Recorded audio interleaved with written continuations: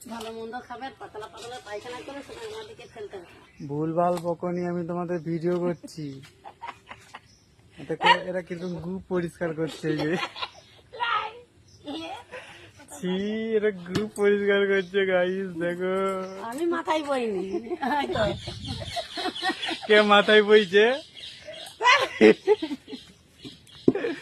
ছি।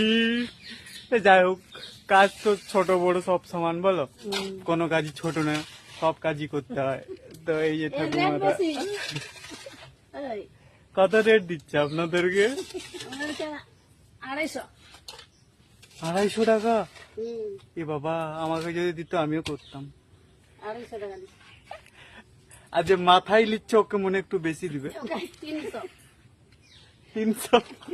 যত গুণ দেখাইলে না ঢং দেখায়। বলছে ঢং দেখায়।